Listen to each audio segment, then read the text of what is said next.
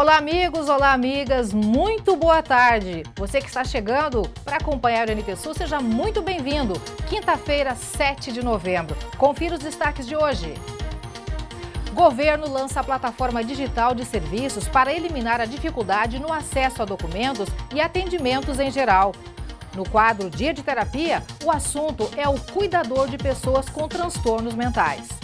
Aquela pessoa que fica ali jogando esforços, que fica ali atendendo, né, abnegada, ouvindo às vezes insultos, ouvindo tristezas, choros, chega algum momento que ela está exausta. Em períodos de destruição e prejuízos por causa das fortes chuvas, vem a pergunta: quem deve arcar com esses prejuízos? Nós vamos esclarecer isso hoje. Buraqueira na BR-290 preocupa motoristas. Se tu vem com um carro leve ali, ele sai tranquilamente da pista ali. Aí tá no meio da ponte, a tendência é cair para baixo, né? Ou bater de frente no que está descendo. Qualquer um dos dois, o risco de fatalidade é enorme, né? E você vai ver também uma entrevista com o deputado estadual Zé Nunes, que esteve em Cachoeira do Sul cumprindo a agenda.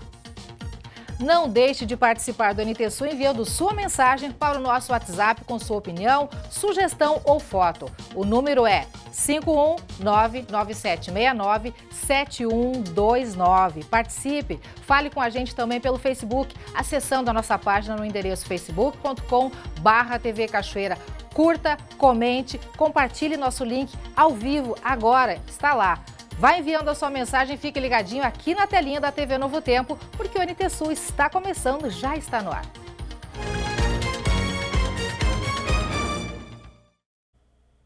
Uma pesquisa indica que mais de 40% dos brasileiros não leem, não têm o hábito da leitura. E para quem não lê, começar a criar esse hábito pode ser mais difícil. Por isso que, frequentemente, alternativas são criadas.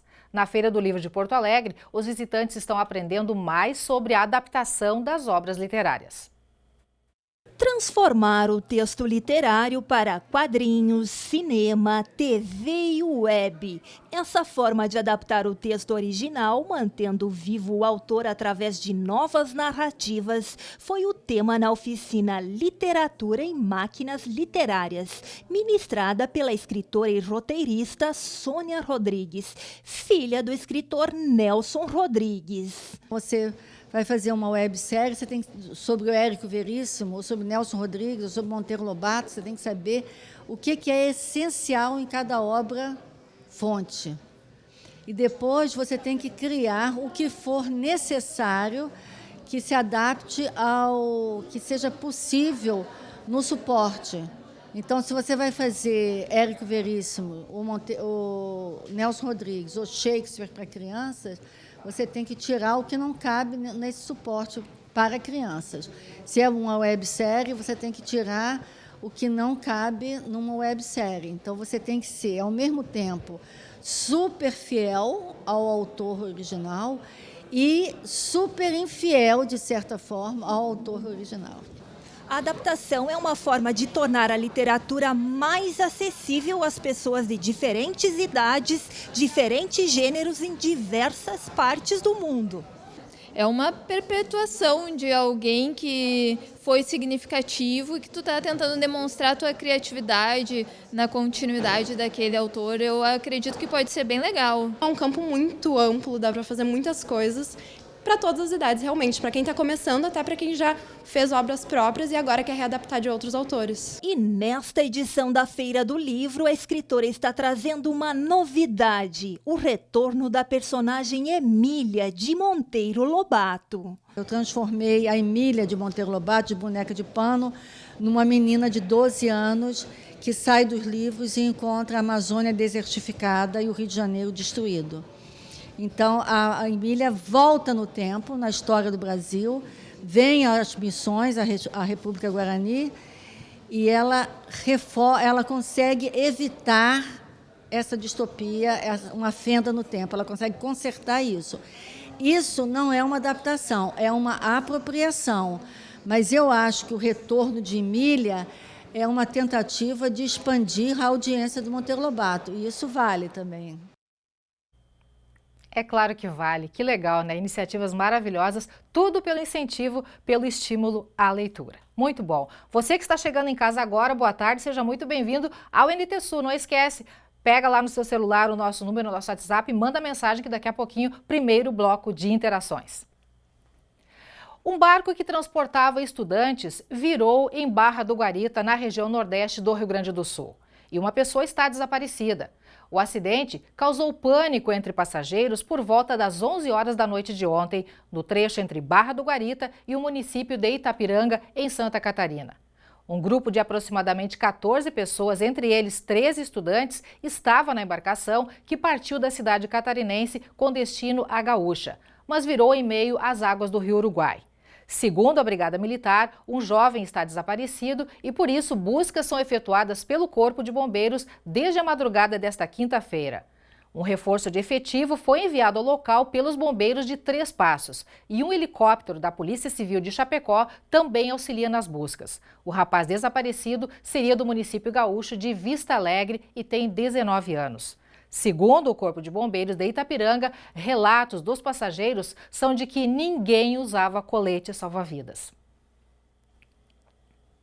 O governo do estado do Rio Grande do Sul lançou uma plataforma digital de serviços para o cidadão. A estratégia é garantir o fim da peregrinação entre setores e balcões para acessar documentos e atendimentos em geral. O governo do estado do Rio Grande do Sul lançou o Portal Unificado de Serviços Digitais, o rs.gov.br. O novo portal, lançado ontem, foi elaborado pela Secretaria de Governança e Gestão Estratégica com o apoio das vinculadas Escritório de Desenvolvimento de Projetos e Companhia de Processamento de Dados do Estado, a Procergs. A plataforma é a porta de entrada para os serviços do Estado e centraliza 95 funcionalidades em um endereço eletrônico. Na verdade, é um trabalho que a Secretaria ela tem um papel de coordenação, mas é um trabalho feito pela toda a equipe de governo e todas as demais secretarias. A Secretaria de Governança é uma secretaria meio, onde acontece a vida do cidadão, é na saúde, na educação, na segurança, na assistência social e assim por diante. O nosso grande conceito nessa plataforma é a plataforma rs.gov.br, que o cidadão tenha um lugar único para buscar os serviços. O cidadão ele não tem por que estar procurando aonde achar, ele tem que ter na sua memória, de maneira rápida, o rs.gov.br e ali achar o Estado de maneira aberta, simples e fácil. Demos um primeiro passo, lançamos hoje 7 serviços, incorporamos todos os serviços que já estavam na plataforma Tudo Fácil. Tudo Fácil continua, os balcões de atendimento, mas nós estamos unificando e criando uma interoperabilidade. Agora nós começamos uma jornada que mês que vem avança, outros meses, que é entregar a cada 30, 60 dias, serviços ao cidadão que a gente chegue efetivamente a um governo 100% digital. O que é ser um governo 100% digital? Somente aqueles que estão incluídos digitalmente sem serviço? Não. Na verdade, um governo 100% digital é permitir que esteja interoperabilidade, mesmo aqueles que não tenham inclusão digital, possam, quando vão num balcão do Estado, quando vão numa determinada autarquia, usem a mesma plataforma, usem a mesma estrutura que como se fizesse digitalmente. Nós temos que facilitar a vida dele e, para facilitar, precisamos ter cada vez mais plataformas digitais. O rs.gov.br é o primeiro movimento de integração e nos aproximarmos e darmos transparência ao cidadão. Nessa primeira etapa da plataforma, 8 serviços são novidades. A consulta da situação de perícias em veículos vinculado ao Instituto Geral de Perícias, a apresentação virtual do condutor, guia eletrônico de pagamento para retirada de veículos em depósito, CRLV digital, os 3 serviços vinculados ao Detran RS. O Escola RS, vinculado à Secretaria da Educação, que é um diário de classe online, o Chamar 192, que é um serviço do SAMU, vinculado à Secretaria Estadual da Saúde, gestão de sistemas sociais, com vínculo com a Secretaria de Trabalho e Assistência Social, e o alerta de furto e roubo, que está vinculado à Secretaria da Segurança Pública. A agência FG Tassini de Cachoeira do Sul está com 9 oportunidades de trabalho nesta quinta-feira. Uma vaga para instrumentista. É necessário curso técnico em mecatrônica eletrônica ou curso superior em engenharia elétrica ou automação. Uma vaga para tosador. O trabalho é na cidade de Candelária. Eletricista. técnico de manutenção mecânica, técnico de manutenção elétrica, uma vaga para técnico de enfermagem, empregada doméstica, representante comercial e eletricista automotivo. A agência FG Tassini fica na rua Júlio de Castilhos, número 137, no centro de Cachoeira do Sul. O telefone para contato é o código de área 51 3723 5414. Atenção você que está aguardando ansiosamente aí pelo calendário de saque dos R$500 do FGTS. A Caixa Econômica Federal libera amanhã os saques de até R$500 do Fundo de Garantia por Tempo de Serviço FGTS para não correntistas do banco nascidos em abril e maio. Este é um terceiro lote de um total de 7 que vão pagar aproximadamente R$25 bilhões para 62 milhões e 500 mil trabalhadores. A Caixa decidiu antecipar o calendário de saques para quem não é correntista. Com a mudança, todos vão poder fazer os saques ainda em 2019. Segundo a Organização Mundial da Saúde, o Brasil tem cerca de 23 milhões de pessoas com transtornos mentais. E essas pessoas precisam sempre receber um cuidado especial. Mas nesse meio tem um personagem que também precisa de atenção e costuma ser esquecido: o cuidador. E esse é o tema do quadro Dia de Terapia, que você acompanha agora com a psicóloga Lisiane Omerich.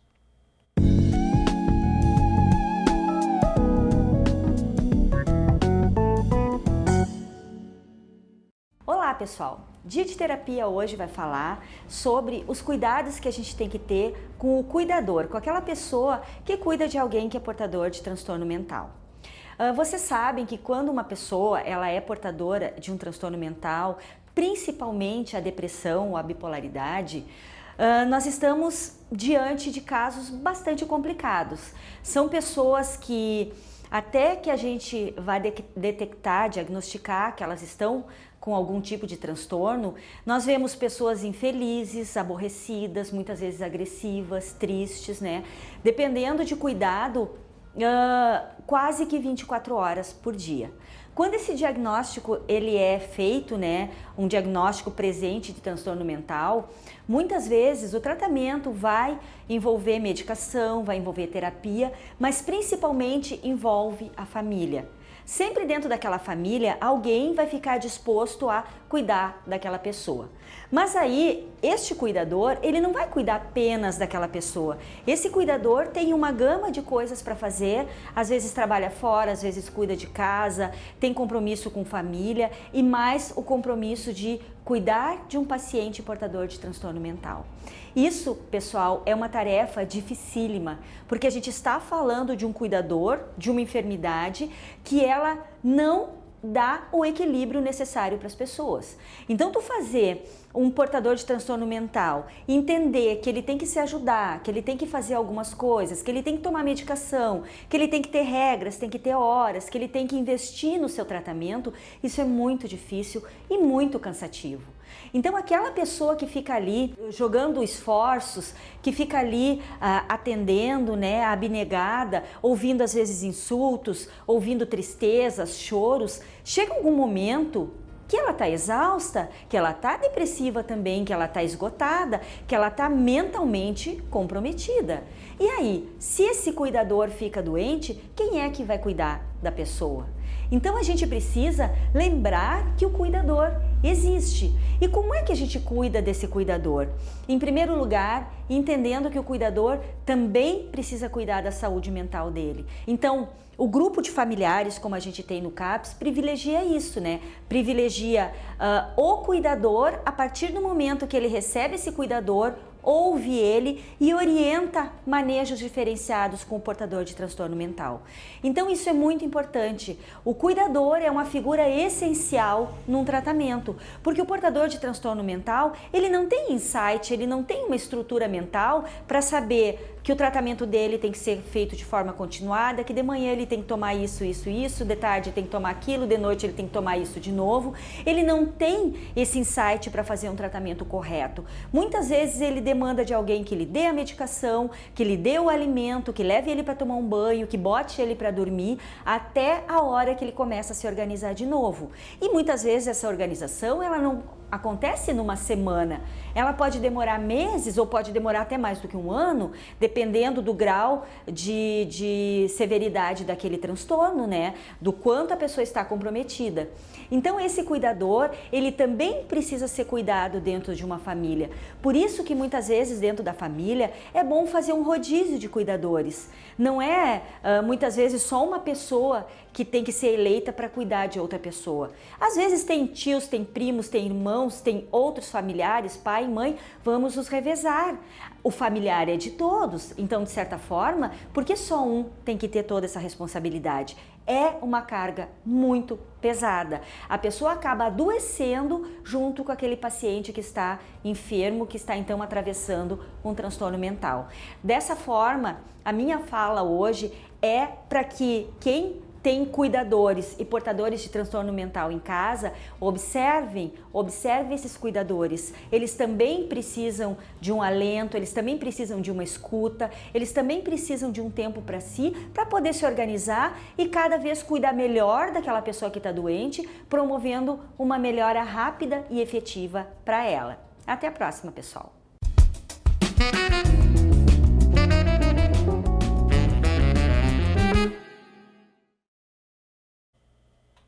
Dicas valiosas e preciosíssimas da psicóloga Lisiane Omerich. Olha só, pessoal, uma situação inusitada e engraçada. O vídeo de um cachorrinho furtando um brinquedo de pelúcia de uma loja de Votuporanga, São Paulo, e voltando para devolvê-lo está fazendo sucesso nas redes sociais. O flagrante da ação criminosa foi feito pelo morador Iago Gonçalves, de 26 anos. Na imagem, é possível ver o cão saindo do comércio com o brinquedo na boca e caminhando pela calçada. Em seguida, ele volta até a loja com a pelúcia na boca. Iago brinca dizendo que o cachorro se arrependeu do crime e voltou para devolver o brinquedo. Situação atípica aí, muito engraçada. Legal, né? A internet nos propicia esses momentos, esses vídeos engraçados e interessantes.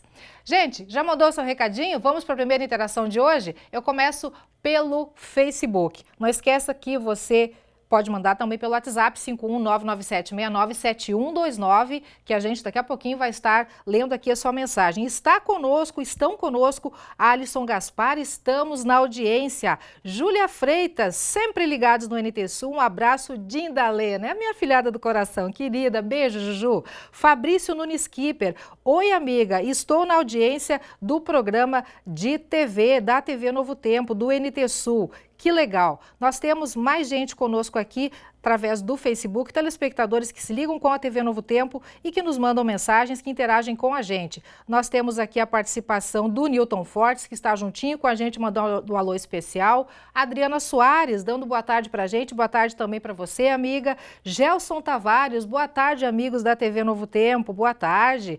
Daniel Rudinei e Letícia Oliveira Santos, boa tarde, estamos na audiência, Deus abençoe vocês também, amigos, obrigado pelo carinho da companhia. Boa tarde, Cachoeira do Sul, e a Indianara da Silveira mandando mensagem para a gente.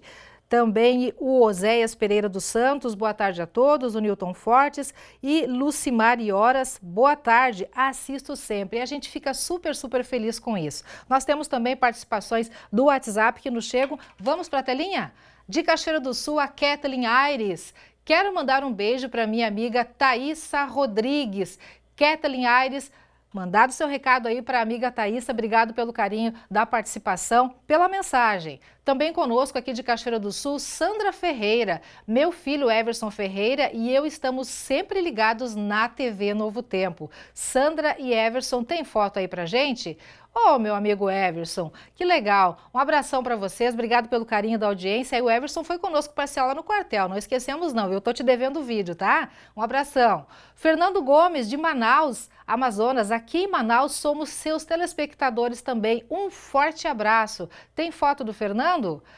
Aí o Fernando com a família. Obrigada pelo carinho, tá, amigo? Para você, para toda a família, obrigado pelo carinho da companhia e por deixar a gente participar aí do seu intervalo, do seu almoço. Daqui a pouco mais interações, continue mandando suas mensagens.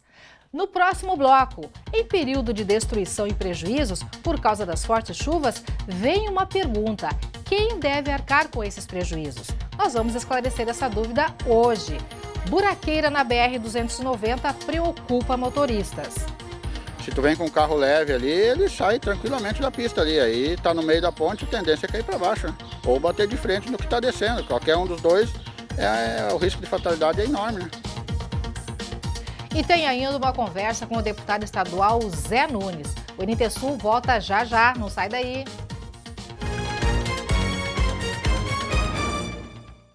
E aí, tá curioso para saber da previsão do tempo? Em primeiro lugar, nosso muito boa tarde para você. Atenção, porque depois de um dia de sol, Cachoeira do Sul volta a ter céu encoberto. Em todo o Rio Grande do Sul, nuvens e instabilidade. Vamos conferir a previsão. Chuva logo cedo nesta quinta-feira em Cachoeira do Sul.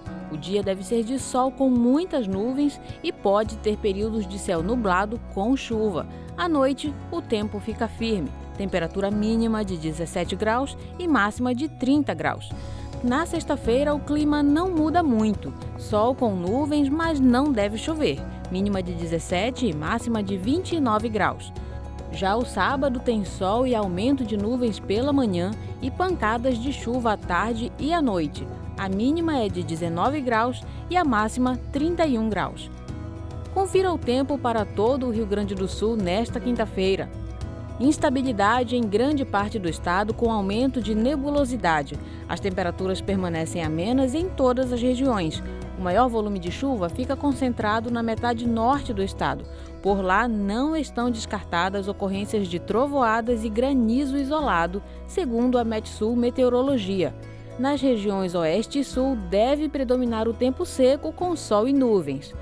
Temperatura máxima para Porto Alegre hoje é de 28 graus. Em Uruguaiana, na fronteira oeste, 31 graus. Em Passo Fundo, no norte do estado, 23 graus. Em Santa Maria, na região central, 30 graus. Para o litoral norte, Tramandaí e Torres, 26 graus. Em Pelotas e Rio Grande, no sul do estado, 27 graus. O vendaval que atingiu Cachoeira do Sul na semana passada deixou um rastro de destruição e muita gente no prejuízo por conta do vento, chuva e também por quedas de árvores. Exemplo disso aconteceu na Praça Baltazar de Bem, a Praça da Matriz, onde árvores atingiram carros estacionados em via pública. Nossa produção foi provocada por um telespectador com a seguinte pergunta: se o veículo e a árvore que o atingiu estavam em via pública, a prefeitura pode ser responsabilizada pelos danos? Fomos buscar a resposta. Que o mau tempo tem causado estragos em todo o estado não é novidade. Em localidades mais arborizadas, como Cachoeira do Sul, região central do Rio Grande do Sul, o temporal do dia 29 de outubro derrubou e arrancou muitas árvores. A Defesa Civil precisou mobilizar uma força-tarefa para desobstruir praças e vias do centro da cidade. Nos bairros, casas foram atingidas por árvores. Essa ocorrência no Alto do Amorim, segundo moradores, poderia ter sido evitada, pois desde 2013 tentam que a prefeitura corte a árvore que estava do lado de fora do pátio. O vendaval ocorreu na terça-feira, dia de semana.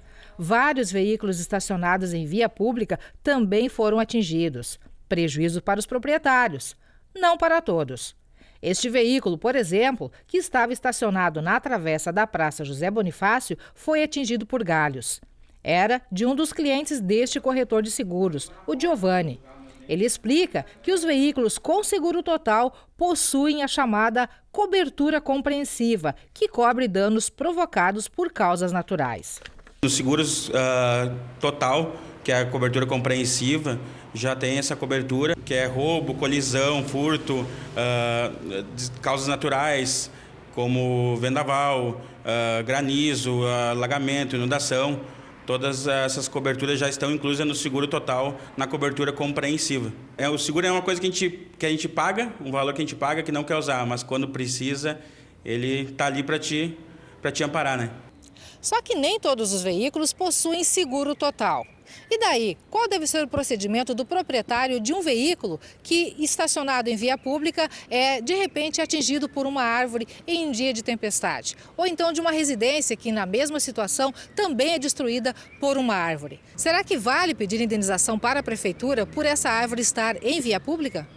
O artigo 37 da Constituição Federal atribui à União, Distrito Federal, estados e municípios a responsabilidade objetiva, que está explicitada no parágrafo 6, com o seguinte texto: as pessoas jurídicas de direito público e as de direito privado, prestadoras de serviços públicos, responderão pelos danos que seus agentes, nessa qualidade, causarem a terceiros. Leonel Slomp, procurador jurídico da Prefeitura de Cachoeira do Sul, argumenta que, juridicamente, há controvérsias quanto à interpretação desse texto, que existe também a responsabilidade subjetiva, onde a culpabilidade pode ser questionada de acordo com cada situação. Essa é uma questão bem controvertida. A jurisprudência ainda não é pacífica. Nós temos decisões no Tribunal de Justiça do Rio Grande do Sul favoráveis ao pagamento da indenização e outras favoráveis aos municípios, excluindo o dever de indenizar em razão de caso fortuito, no caso de um vendaval. Então, nós temos decisões para os dois lados, os que entendem que o município é responsável, tem a responsabilidade objetiva, e outros entendem que não, que o município, em caso de tempestade, de temporal e uma queda de uma árvore sobre um veículo, o município não seria responsável, então estaria excluído do dever de indenizar. Mas, como eu te disse, depende de caso a caso, depende do que vai ser analisado no processo, a prova trazida para o processo, porque tem decisões que entendem, se o município comprovar que a árvore estava sã, dizendo assim, fatalmente o município vai ser excluído, vai conseguir excluir a sua responsabilidade pelo pagamento. Agora, se era uma árvore que era fato público, que ela estava com problema, que teria que ter sido podada ou até já retirada, e o município não tomou essa atitude, as chances do contribuinte, da pessoa que teve o seu veículo avariado em razão de uma queda da árvore sobre o seu carro, as chances são maiores. Mas então tudo depende da prova, do que vai ser decidido caso a caso. Segundo ele, atualmente não existe nenhum processo contra o município solicitando indenização por danos, mesmo com as inúmeras ocorrências dos últimos dias.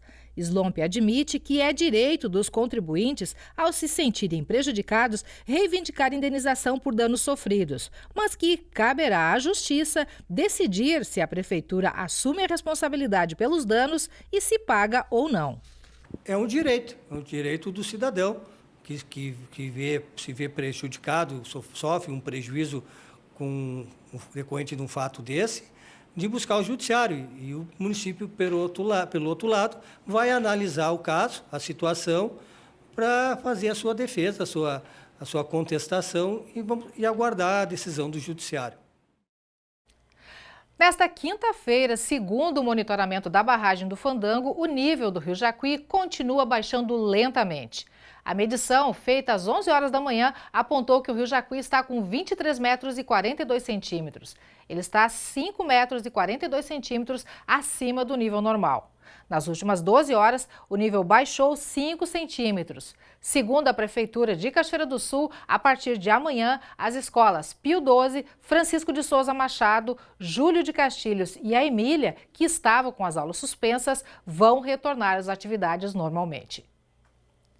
Vamos agora conferir mais algumas mensagens que nos chegam através do WhatsApp ou também aqui pelo Facebook. Nós temos aqui de Cachoeira do Sul o amigo Lori Prado. Estou acompanhando a programação ao vivo. Abração para você, Helena, e a todos da TV Novo Tempo. Abração para você também, amigo Lori. Obrigada aí pelo carinho da companhia. Obrigada por tudo. Por você que nos assiste, você que nos acompanha. Nós temos aqui também pelo Facebook, nos acompanhando, a Dilamar e Marli. Boa tarde para vocês também. Obrigado pelo carinho da companhia. Também está conosco a Marlene Negrini, nos assistindo lá diretamente de São Leopoldo. Um abração para você, amiga. Você, a Lucimariora, eu já falei, né? Boa tarde, assisto sempre. E você, amigo e amiga, você que está sempre na companhia da TV Novo Tempo, eu quero lembrar a você que sábado e domingo tem programação também aqui na TV Novo Tempo. Tem o NT Sul Mais, sábado, 21 horas, 9 horas da noite e domingo, 11 horas da manhã. Convido você a se ligar aqui na TV Novo Tempo para acompanhar o NT Sul Mais, tá bom? Trafegar na BR-290 no Rio Grande do Sul nos últimos dias está ainda mais arriscado. Segundo os motoristas, esta é a queixa, é que por conta da chuvarada, a quantidade de buracos aumentou no fim de semana passado. Policiais rodoviários taparam alguns dos buracos para evitar acidentes. A repórter Gabriela Bella e o cinegrafista Edson Michels mostram que, enquanto os motoristas calculam o prejuízo, tem borracheiro somando os lucros. Tá horrível, cheio de buraco. Até ontem eu furei 2 pneus ontem, nesses buraqueiros. Tá horrível mesmo. O prejuízo foi de quanto, só num dia? Deu 60 pila total. E agora mais outro. O terceiro pneu furado na viagem entre Porto Alegre e Ribeira. Já tinha visto ela nessas condições? Não. Primeira vez, tô vendo assim. Seu Rogério disse que nunca viu tanto serviço. Por dia, conserta em média 18 pneus. 12 só de carro. Na sexta-feira mesmo deu bastante movimento de carro, né? E de caminhão dá na média de 5, 6 caminhões por dia. Estes aqui são velhos conhecidos dos motoristas. É preciso desviar e ficam bem próximo do posto da Polícia Rodoviária Federal de Pantano Grande. Foram os policiais rodoviários que taparam no fim de semana passado os buracos mais perigosos da BR-290. O chefe da 2ª Delegacia de Eldorado do Sul, Fábio da Paz, falou que o efetivo tomou a atitude para evitar que acidentes aconteçam. Não temos condições hoje de ter um apoio direto do DENIT, né, através de suas empresas terceirizadas, e geralmente eles nos dão esse apoio, mas esse final de semana, semana passada, eles não conseguiram nos atender da maneira como a BR precisou. A ação foi dos policiais de Pantano Grande. A nossa missão é salvar vidas, certo? Então, se precisar tapar buraco para salvar vidas, a PRF vai fazer. Enquanto isso, segundo o chefe, os policiais deixam de fazer as atividades necessárias nas rodovias que são a competência. O seu Léo sente no bolso as consequências da buraqueira. Proprietário de uma transportadora, diz que todo dia sai para a estrada levando peça e ajudando o motorista. Às vezes a gente consegue desviar, mas quando os buracos são muito perto, daí caminhoneiro principalmente não consegue, né? Não consegue desviar? Esse aqui a recém cortou um pneu por dentro, né? Mas aí o pneu praticamente novo, né? Mas é coisa que acontece. Só que o lucro do frete que ia sobrar, né? Vai no pneu, né? Prejuízo de quanto? Isso é de R$ 1.800. Né? Com um pneu? Um pneu só, né? Este quebrou mais uma mola. E aqui está o resultado da mola ali também, né? Mola quebrada, temos consertando mola e pneus. Todo fruto da buraqueira ali da estrada. Não estou determinando culpado, mas sei que o tempo não ajuda. Mas era bom se desse uma olhadinha para a gente também, que a gente anda no caminhão pesado aí, daqui a pouco sai da estrada por causa de um buraco, né? A gente não consegue dominar mais. Em um buraco que, segundo este motorista, pode causar acidente grave. Eu agora vinha vindo de manhã mesmo, não consegui desviar. Vinha carro da frente, não tinha como tirar fora. Ele não é o pior buraco daquele trecho ali de Cachoeira até aqui, que é onde eu passo mais, né? Mas ele é o mais perigoso, que de noite um carro pequeno, um carro de passeio, pode sair fora para baixo da ponte, porque ele é um buraco em cima da ponte e é um buraco que pode tirar um carro da estrada. Um carro leve pode tirar da estrada. Dentro das possibilidades, a gente vai emergencialmente e tenta fechar de alguma forma, ou tapar, ou minimizar o risco daquele local, daquele buraco. Tá? Mas o nosso contato é direto hoje com o DENIT. Se tu vem com um carro leve ali, ele sai tranquilamente da pista ali. Aí tá no meio da ponte, a tendência é cair para baixo, né? Ou bater de frente no que está descendo. Qualquer um dos dois, o risco de fatalidade é enorme, né? Quando perguntei quais as condições da BR-290, A resposta de todos os motoristas foi a mesma. Tem bastante buraco, carro perigoso bater, não está satisfatório não. Não dá para pegar a estrada de noite, mas durante o dia tem bastante panela. Ouviu? Lá do lado de lá. Tem que vir desviando. Não tá tão ruim assim, mas tem que ter muita atenção, com certeza. Que tem umas panelas grandes, ali tá arrendado, mas durante o dia tu consegue visualizar e andar bem. Acho que de noite com chuva, nem pensar. Não tem sinalização, aí falta tudo. Nós viemos de Porto Alegre, até comentamos, até Butiá ela estava boa. Uma renda pequenininha, de Butiá para cá, até Pantano, começaram a aparecer mais buracos. E de Pantano para cá, bem mais. Buraco que não dá para andar à noite. Se andar à noite, vai quebrar uma roda, com certeza. Muito buraco, somente pro lado da fronteira ali, né? Eu sei que eu tenho familiares ali, é bem complicado. Muita panela, agora com essas chuvas, né? Só piora, né? O pessoal chega aqui reclamando. Tudo reclamando. O borracheiro que fica feliz, né?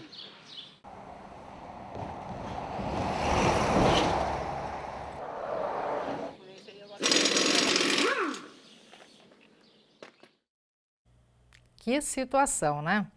Nossa equipe entrou em contato com o DENIT para esclarecimentos sobre as condições da BR-290. Em nota, a resposta foi a seguinte: o DENIT informou que vai conferir se os trechos citados são todos de responsabilidade do departamento, pois tem trecho concessionado. O órgão informou ainda que vai passar os detalhes para a equipe técnica. Ponto final. O deputado estadual Zé Nunes esteve em Cachoeira do Sul, cumprindo uma agenda de mobilização política do Partido dos Trabalhadores e deu uma passadinha aqui nos estúdios da TV Cachoeira. Ele conversou com a repórter Thelma Tomás. Nós recebemos hoje aqui nos estúdios da TV Cachoeira uma entrevista para o NT Sul, o deputado Zé Nunes. Uma satisfação. É muito bom estar aqui na cidade, uma cidade que nos acolhe muito bem sempre. Né? Os cachoeirenses são muito acolhedores e receptivos. Com certeza. Né? É uma área em franca expansão, né, da energia distribuída, geração de energia distribuída. Existe uma possibilidade aí dela ser taxada pela ANEEL. Como é que o senhor se posiciona a respeito?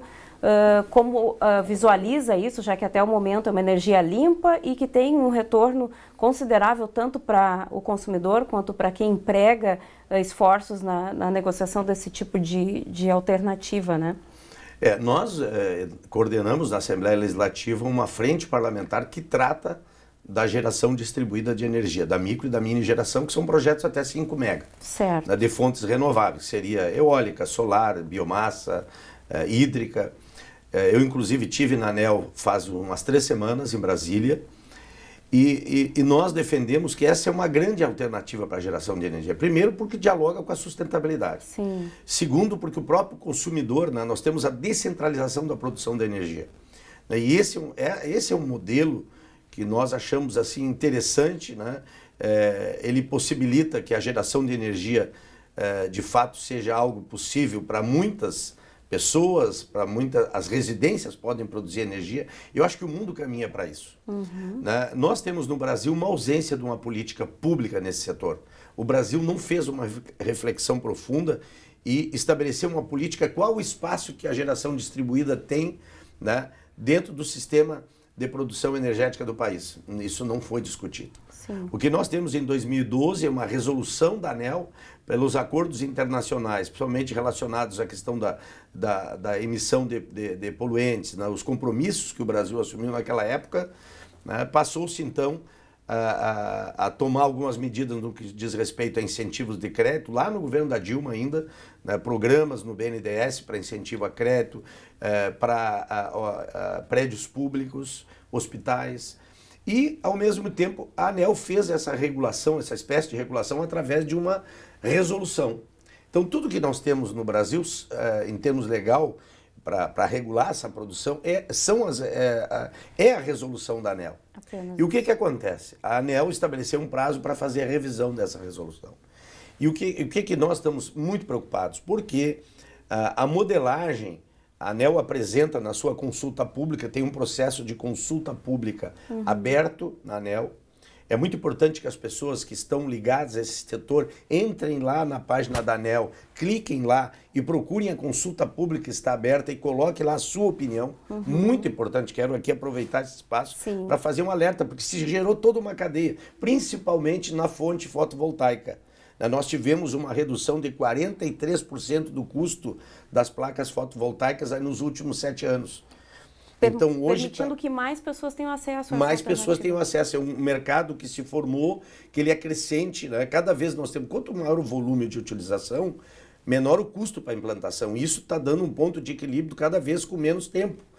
E se tornou algo muito interessante, uma cadeia produtiva hoje em torno da geração fotovoltaica. O que acontece? A modelagem que a ANEEL está apresentando na consulta pública, que é a número 5, ela estabelece um grau de taxação, principalmente no que diz respeito, né, à utilização, vamos dizer, da estrutura de fio das concessionárias, que nós vamos ter aí um aumento de custo de 60%. Nós vamos ficar com 40% daquilo que a gente já... Nós trabalhávamos para quê? Para que a gente trabalhava? Diminuição de impostos para a energia gerada na ponta e... né, porque tem uma série de benefícios, tá vendo? Eu não vou ter tempo de falar tudo isso aqui, né, e inclusive para que a excedente, a energia produzida excedente pudesse ser vendida, comercializada. E agora vem um revés muito diferente, que é essa opção pela modelagem número 5. Essa modelagem, ela quase inviabiliza, ela vai praticamente inviabilizar a geração distribuída, e nós estamos muito preocupados com isso. Então, há uma pressão das concessionárias muito grande, especialmente dentro desse momento agora que é o caminho da privatização da Eletrobras, né, uma pressão sobre o que pode representar a geração distribuída, porque eles têm uma preocupação com isso, que é a questão do ganho. Então, aí tem que entrar o governo nesse momento, se quiser que o Brasil continue avançando nesse setor, chegou a hora do governo se apresentar e estabelecer o que o país de fato quer, estabelecer uma política, é isso que nós precisamos. Senão, se nós ficarmos reféns da resolução da ANEEL e ela ficar nesse formato que está se configurando, nós vamos ter a inviabilização desse modelo de produção de energia. Deputado, o senhor coordena um grupo de trabalho a respeito da cadeia produtiva do leite.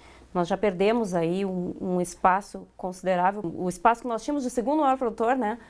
Paraná ocupou.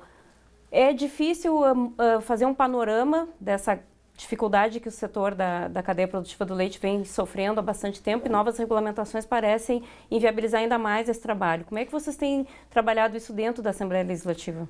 Eu diria assim, tu disseste, né, o Paraná ocupou, eu diria que é pior ainda, né, porque é nós que não fizemos a nossa parte, né, e não mantivemos o nosso posto. Não mantivemos. Na verdade, o Rio Grande do Sul é que abriu mão, né, de fazer a sua parte, e aí, obviamente, quem faz leva ao lugar. Então, nós, historicamente, o Rio Grande do Sul tem hoje um parque industrial instalado para processar quase 20 milhões de litros de leite por dia. Essa é uma atividade que ela está presente em quase todos os municípios do estado do Rio Grande do Sul. 95% dos municípios do estado do Rio Grande do Sul têm atividade leiteira com significado econômico, né? Tem pessoas que vivem dessa atividade.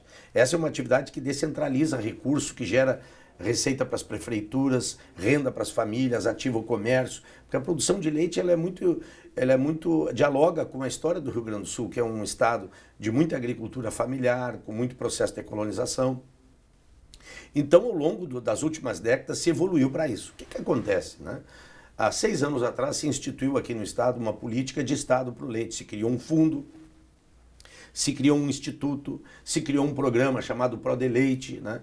Bom, e nós viemos perdendo terreno em várias questões. Para mim, a mais importante que eu quero ressaltar é que o Estado abriu mão de pensar o que quer com a atividade leiteira no estado do Rio Grande do Sul, frente aos desafios e às dificuldades que o setor enfrentou. Primeiro, a Operação Leite Compensado, que, se ela foi importante no sentido de apurar fraudes, ela foi negativa no sentido de fazer uma propaganda para o Brasil e para o mundo que o leite do Rio Grande do Sul era um leite de baixa qualidade, um leite adulterado, como se o leite do Rio Grande do Sul fosse o pior leite.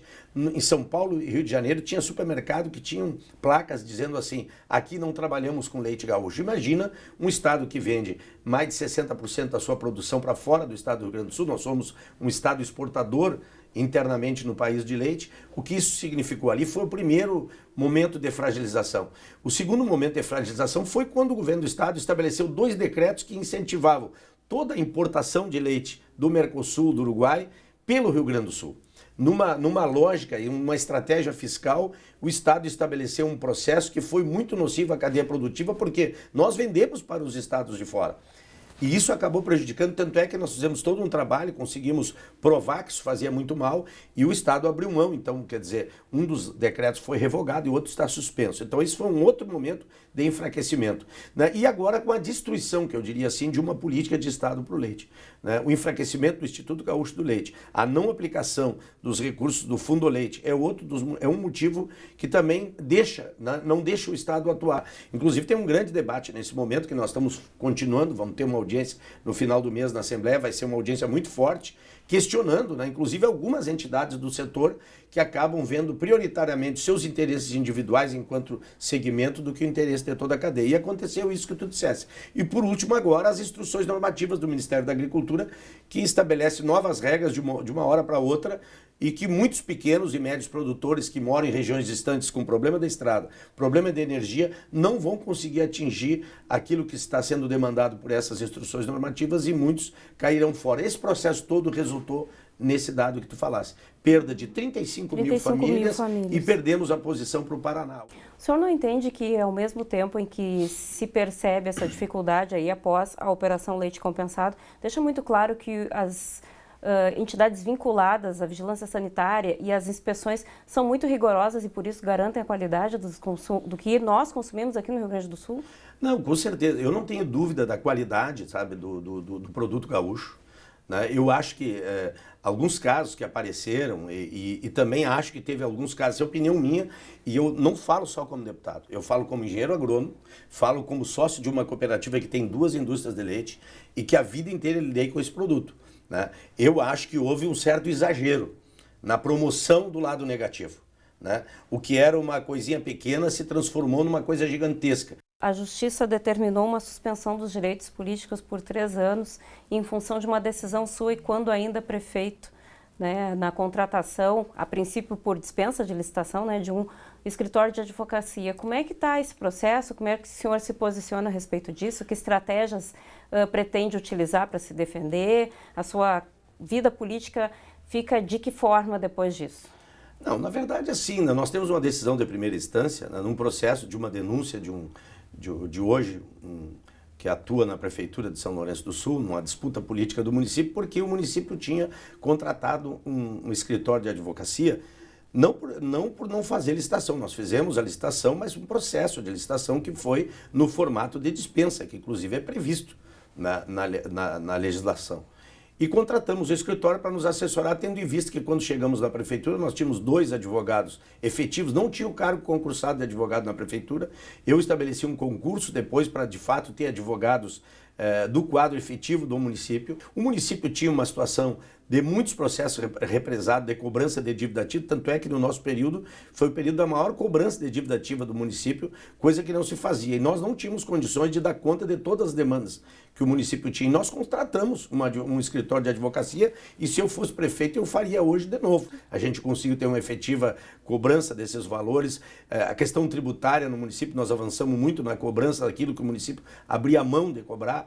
Então eu estou muito tranquilo e vamos esclarecer, eu tenho muita convicção de que será compreendido também, né, no Tribunal de Justiça, de que trabalhamos só em prol de trazer mais benefícios para o município. É porque é uma orientação do Tribunal de Contas do Estado, não de hoje, para que prefeituras e câmaras tenham os seus representantes legais, concursados, devidamente constituídos. Isso. Na sua época, essa orientação já havia sido feita pelo TCE? Quando eu assumi a prefeitura, o município já tinha do governo passado o Tribunal de Contas já vinha há vários anos dizendo que o município tinha que fazer, mas o município nunca fazia, né? E eu resolvi fazer porque achei importante sim. Digo, não, precisamos ter um quadro de procuradores do município sim, de carreira. Isso. Embora tínhamos 2 cargos de procuradores, né, nomeados em cargo de comissão. Cargo de comissão, mas é muito difícil, você precisa ter de carreira. E nós, inclusive, incorporamos o quadro jurídico colocando os cargos de carreira. Segue a luta, então. Segue a luta, com certeza. Tá certo, então. Muito obrigada, deputado, por ter atendido ao nosso convite, ter trazido informações de relevância e interesse da comunidade de Cachoeira do Sul também. E eu que agradeço a oportunidade, sempre é um prazer estar em Cachoeira, é um município que a gente tem muitas amizades, conhecimento, e também a nossa pauta política sempre tem assuntos relacionados aqui ao município e vamos continuar trabalhando. Especialmente agora que estamos prestes a uma eleição de novo, também uma organização partidária para isso. Estamos também trabalhando sobre isso, né? Porque eu acho que essa é a política, infelizmente, muito criminalizada, né? Muito questionada. Tudo passa pela política, as decisões, o que será o futuro da cidade, depende de quem está à frente pensando essa cidade. E nós temos aqui um grupo político, eu tenho uma referência muito positiva no ex-prefeito Neyron aqui, né? E a gente tem uma relação já de muitos anos e nós vamos continuar trabalhando sempre na perspectiva de ajudar a Cachoeira do Sul. E aí, para o pessoal de casa que acompanhou essa entrevista e especialmente essas últimas declarações aqui do deputado sobre a estruturação política do PT em Cachoeira do Sul, ficou uma dica aí, né? Obrigada, Thelma Tomás, pela entrevista aí com o deputado Zé Nunes. E nós vamos agora para o nosso último bloco de interações. Chegando aqui pelo Facebook, um recadinho especial lá de Santana do Livramento. Oh, que beleza! Está conosco Jainer Nobre, assistindo em Santana do Livramento. Que bom, obrigado pela companhia, um abração para você, tá? Ana Paula Bittencourt também mandando uma boa tarde muito especial para a gente e para você, telespectador do NT Sul. E eu quero dizer que você que não mandou sua mensagem ainda, que não tem no nosso WhatsApp gravado no seu celular, grava aí 51997697129. Isso porque você pode participar e interagir com a gente durante o jornal ou então durante o dia mandar a sua mensagem, mandar o seu recado, a sua dica e sugestão de pauta. Faça uma foto, um vídeo, alguma coisa que você acha que não está legal aí no seu bairro, alguma situação inusitada, manda para a gente aqui para que, quem sabe, isso possa se transformar em uma reportagem aqui no NT Sul, tá bom? Vamos aqui à nossa telinha porque temos interações pelo WhatsApp, lá de Viamão, aqui no Rio Grande do Sul. Luiz Carlos, ao lado do Colégio Minuano, tem um buraco enorme, nenhuma providência foi tomada. Olha por onde os alunos precisam passar. Tem um videozinho aí que o Luiz Carlos nos manda, lá de Viamão, registrando esta situação. Nossa! Não é um buraco, isso é uma cratera. Gente, que situação, hein? Dado o recado, então, do Luiz lá da cidade de Viamão, pertinho lá de Porto Alegre. Esta é a situação, então. Autoridades de lá, providências, por favor. Gabriele, de Cachoeira do Sul, nós aqui na barca São Lourenço estamos sem a barca por conta da situação do rio. Temos que fazer a volta pelo Irapuá. A prefeitura podia dar uma arrumada na estrada do Irapuá. Essa é a sugestão da Gabriele aqui de Cachoeira do Sul. Realmente, fica o recado para a prefeitura, mas de qualquer forma, com esse tempo, é meio complicado, eu acho, né, Gabriela? A gente tem que esperar acalmar um pouquinho o tempo e aí sim solicitar providências à prefeitura, à Secretaria do Interior. Edson Santos, de Rio Pardo, Rio Grande do Sul, manda um alô para Rio Pardo. Meu filho Antônio e minha esposa Daísa e eu estamos almoçando e acompanhando o NT Sul. Alô, Antônio. Alô, Daísa. Edson mandando alô especial para vocês e a gente se associa nesse alô aí, nesse recadinho. Obrigada pela companhia, obrigada pelo carinho aí da sua mensagem.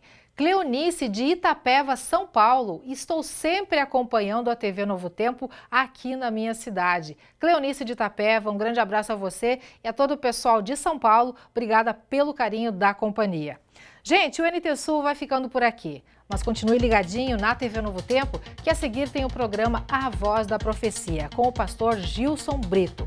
As reportagens de hoje do nosso jornal você encontra no nosso site, novotempo.com/NTSul. E também na página do Facebook, facebook.com/TV Cachoeira. Amanhã eu volto. Obrigada pela companhia. Tenham todos uma excelente, maravilhosa e abençoada tarde. A gente se vê. Tchau, tchau.